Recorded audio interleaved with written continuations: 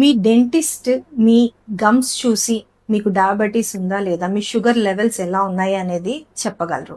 ఎలా అనంటే మీ teeth gums కానీ రెడ్డిష్గా స్వెల్లింగ్ ఎక్కువ ఉంది ఇలాంటి కండిషన్లో, అండ్ పర్సిస్టెంట్గా బ్యాడ్ బ్రెత్ అనేది మీ మౌత్లో వస్తుంది, అండ్ బ్రషింగ్ చేసినప్పుడు కూడా బ్లీడింగ్ వస్తుంది, and at the same time అన్నిటికన్నా ఇంపార్టెంట్గా పళ్ళు వదిలెక్కుతున్నాయి అంటే లూజ్ ఎక్కుతున్నాయి అని అంటే, ఇలా ఒక 3 to 4 కండిషన్స్ కానీ కంటిన్యూస్గా మీ టీత్లో ఉన్నాయని అంటే you have to check your blood sugar levels.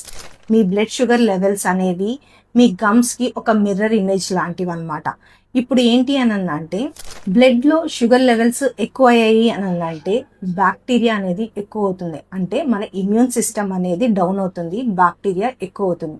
ఈ బ్యాక్టీరియా ఎక్కువైనప్పుడు మౌత్లో అంతా కూడా పళ్ళు లూజ్ ఎక్కడం, బ్లీడింగ్ రావడం, గమ్స్ ఎక్కువ స్వెల్లింగ్గా ఉండడం ఇలాంటివి జరుగుతాయి. ఇవి ఎలా మేనేజ్ చేయొచ్చు అని అంటే ప్రాపర్ ప్రొఫెషనల్ క్లీనింగ్ వే ద్వారా మీకు ఉన్న ఆ ఇబ్బందిని మీరు క్లియర్ చేసుకోవచ్చు. ఎట్ ది సేమ్ టైం ఒక ఎవ్రీ 6 monthsకి ఒకసారి డెంటల్ చెకప్ అనేది కంటిన్యూస్గా మానిటర్ చేసుకుంటూ చెక్ చేయించుకుంటూ ఉండాలి.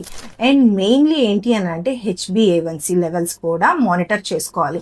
HbA1c కంట్రోల్లో ఉంది మీకు అని అంటే మీకు గమ్ ఇష్యూస్ కూడా చాలా తక్కువ ఉంటాయి.